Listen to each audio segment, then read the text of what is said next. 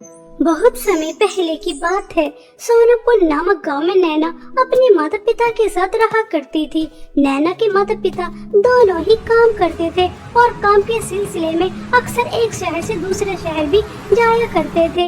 एक दिन शहर से लौटते समय एक ट्रेन हादसे में दोनों की मृत्यु हो जाती है। वहीं दूसरी तरफ नैना अपने माता पिता के आने का इंतजार कर रही थी, लेकिन उसके माता पिता तो नहीं आते, बल्कि नैना के मामा और मामी आते हैं। अपने मामा मामी को देखकर नैना कहती है, मामा और मामी, आप दोनों अचानक? पापा और मम्मी तो अभी शहर से वापस नहीं आए, थोड़ी देर पहले कह रहे थे बस कुछ ही समय में आने वाले हैं। मैं उनका कब से इंतजार कर रही हूँ, लेकिन अभी तक नहीं आए, पता नहीं कहाँ रह गए। बेटा, हमें बहुत दुख हो रहा है तुम्हें ये बताते हुए कि तुम्हारे माता पिता इस दुनिया में नहीं रहे। नहीं नहीं मामा जी, कह दीजिए, ये सब झूठ है। मेरे मम्मी पापा मुझे इस तरह से अकेला छोड़ के नहीं जा सकते। उन्होंने कहा था कि वे जल्द ही मेरे पास आएंगे और मेरे साथ घूमने जाएंगे, होटल में खाना खाएंगे, मुझे बहुत सारी शॉपिंग कराएंगे। मैं अपना वादा नहीं तोड़ सकते, मैं मुझे इस तरह से अकेला छोड़ के नहीं जा सकते। अब मैं मेरे माता पिता के बिना कैसे रहूंगी? मेरा तो इस दुनिया में कोई भी नहीं है, वो मुझे इस तरह से नहीं छोड़कर जा सकते। इस तरह से क्या कोई अपने बच्चे को अकेला छोड़कर जाता है? अब मैं किसके सहारे रहूंगी? बेटा, ये तुम कैसी बातें कर रही हो? तुम हमारे साथ हमारे घर में रहोगी। मामा के इतना कहते ही मामी जमुना आग बबूला हो जाती हैं और वह अपने पति से कहती हैं, अच्छा, तो अपनी बहन की मृत्यु के बारे में सुनते ही तुरंत दौड़े दौड़े यहाँ पर इसलिए आए थे ताकि आप इस अनाथ और मनहूस काली कलूटी बदसूरत लड़की को हमारे घर लेके जा सको। देखो जी, मेरे पहले ही 2 बच्चे हैं, उनका पालन पोषण करना मेरे लिए कितना मुश्किल हो जाता है। अब हमें इस अनाथ का भी पालन पोषण करना होगा। देखो, ये काली कलूटी हमारी बला से कहीं भी रहे, इतने सारे अनाथ आश्रम है, वहाँ जाकर रह लेगी। मैं अपने साथ इसे नहीं लेकर जाऊंगी। अपने रंग रूप में मेरे बच्चों को भी ऐसे ही कर देगी। यह तुम कैसी बातें कर रही हो? यह मेरी स्वर्गवासी बहन की बेटी है और मैं इसे यहाँ अकेला छोड़कर नहीं जा सकता। जमुना अपने पति के सामने कुछ नहीं कर पाती और बेचारी नैना अपने मामा मामी के साथ उनके घर चली जाती है। नैना को देखते ही जमुना की बेटी दीप्ति और बेटा कृष्णा बहुत हंसते हैं। मम्मी, आप किस काली कलूटी बंदरिया को अपने साथ उठा कर लेकर आ गई? मुझे तो इसे देखकर बहुत हंसी आ रही है। देखो तो कितनी काली है, बेचारी अपने ऊपर कितना ज्यादा मेकअप लगाती होगी, तब भी ऐसी की ऐसी लगती होगी, बदसूरत की बदसूरत। कृष्णा, क्या तुम्हें हंसी नहीं आ रही? मुझे तो बहुत आ रही है।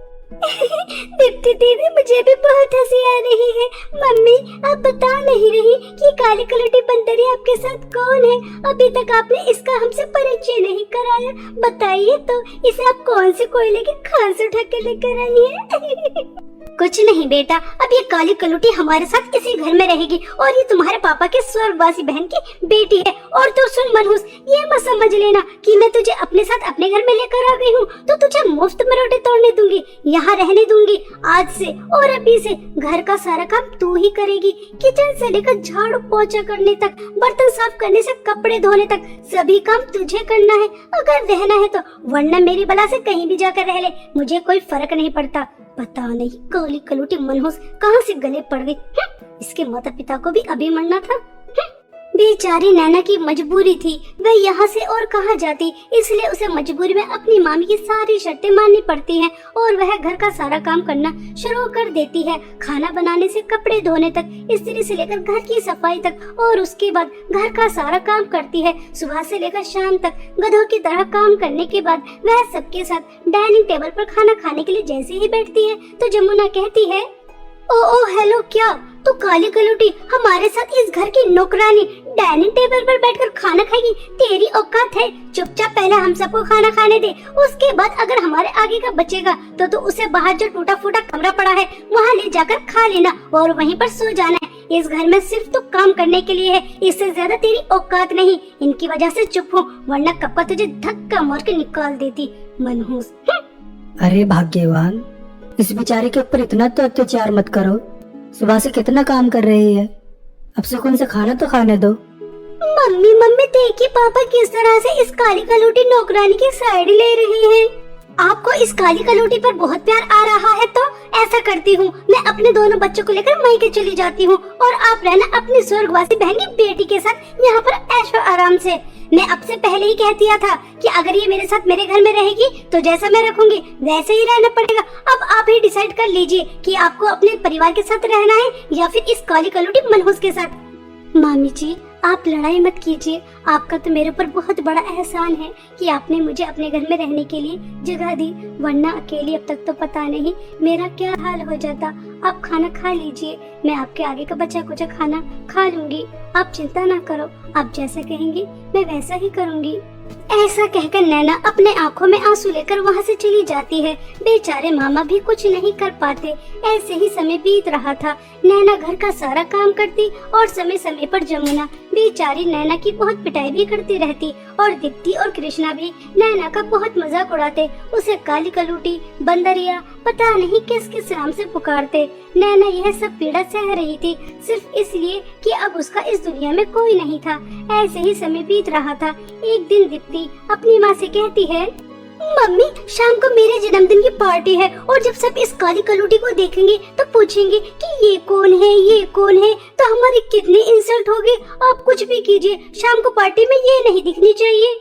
दीप्ति और जमुना आपस में बातें कर ही रही थी, तभी वहाँ पर नैना चाय लेकर आती है और चाय नैना के हाथ से जमुना के हाथ पर गिर जाती है। तभी वह नैना की बहुत ज्यादा पिटाई करती है। जब उसका पिटाई करके पेट भर जाता है तो वह नैना से कहती है, मनहूस काली कलूटी बदसूरत, तुझे दिखाई नहीं देता? अगर तेरा रंग काला है क्या तुझे पूरी दुनिया भी काली नजर आती है? तुझे सब जगह अंधेरा ही नजर आता है, देख कर नहीं चला जाता? मेरा सारा हाथ जला दिया मनहूस। सॉरी मामी जी, गलती हो गई, आगे से ध्यान रखूंगी। मामी जी, मुझे आपसे कहना था कि आज दीप्ति दीदी का जन्मदिन है ना, तो मेरे पास कोई भी अच्छे कपड़े पहनने के लिए नहीं है। अगर आप मुझे दीप्ति दीदी की कोई पुरानी फ्रॉक दे दे तो मैं उसे ही पहनकर पार्टी में आ जाऊंगी। पहली बात तो यह है कि मैं तुझे अपनी बेटी की कोई फ्रॉक नहीं देने वाली, और दूसरी बात तो मेरी बेटी की जन्मदिन पार्टी में नहीं आएगी। वहाँ पर इतने बड़े बड़े लोग आएंगे, जब वह तुझ जैसी काली कलूटी बदसूरत को देखेंगे और उन्हें पता चलेगा कि तू मेरी रिश्तेदार है तो मेरी कितनी इंसल्ट होगी। मेरी सोसाइटी में बहुत इज्जत है, इसलिए आज रात तू यहाँ नहीं रहेगी, अपना बंदोबस्त कहीं और कर लेना, कल सुबह आ जाना। ठीक है मामी जी, मगर मैंने सुबह से कुछ नहीं खाया, बस काम ही करे जा रही थी। अब आप मुझे मेरे हिस्से का खाना दे दीजिए। आज मैं पूरी रात सड़क पर ही काट लूंगी, सुबह वापस आ जाऊंगी जब पार्टी खत्म हो जाएगी और सब मेहमान चले जाएंगे। मम्मी, ये मनहूस काली कलूटी जब देखो भिखारियों की तरह मांगती रहती है। आज तो पार्टी है, सब कुछ बाहर से ही आएगा, घर में कुछ बना भी नहीं है। अब आप इस मनहूस को क्या देने वाली हैं? मैं तो कहती हूँ कल की जो भी सूखी रोटी पड़ी है उसे ही देकर भगा दीजिए, इससे पहले कि पिताजी घर पर वापस आ जाए, क्योंकि ये तो उनकी लाडली है ना, वह रोक लेंगे इसे। जमुना अपनी बेटी की बात मान लेती है और कल की बची कुची रोटी नैना को दे देती है और उसे अपने घर से निकाल देती है। बेचारी नैना वह रोटी लेकर निकल जाती है। तभी रास्ते में उसे फटे पुराने कपड़ों में एक बूढ़ी औरत पेड़ के नीचे बैठी मिलती है। तभी नैना उनसे पूछती है, क्या हुआ अम्मा जी, आप क्यों रो रही हो? बेटा क्या बताऊं, बहुत समय से कुछ खाया नहीं है, भूखी हूँ, बस इसलिए रो रही हूँ कि मेरी किस्मत कैसी है कि मुझे 2 समय का खाना भी नसीब नहीं। अम्मा जी रोइए मत, ये लीजिए, मेरे पास अचार के साथ 2 सूखी रोटियां हैं, अगर आप इन्हें खा सकती हैं तो इन्हें खा लीजिए। आज रात में भूखी ही रह लूंगी, मुझे तो आदत है भूखे रहने की। बेटा तुम कितनी अच्छी हो, कितनी दयालु हो, तुम अपने से पहले दूसरों के बारे में सोचती हो। तुम्हारा दिल तो बिल्कुल शीशे की तरह साफ है, बिल्कुल सुंदर है, हमेशा खुश रहो। मगर बेटा तुम उदास क्यों नजर आ रही हो?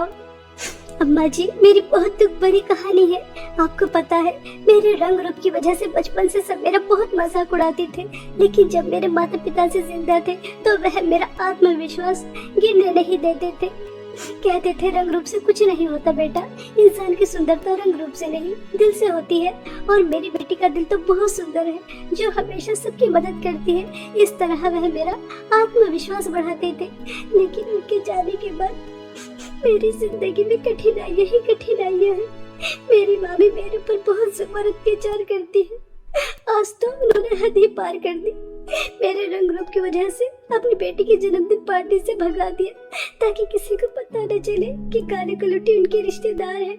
अब आप ही बताइए कि मेरी जिंदगी में कहाँ सुख है। अगर मैं उदास ना हूँ तो क्यों ना हूँ। बेटा, मैं तो बस तुम्हारी परीक्षा ले रही थी। मैं तो एक जादुई बुढ़िया हूँ और तुम अपनी परीक्षा में पास हो चुकी हो। तुमने अपने हिस्से का खाना मुझे दिया।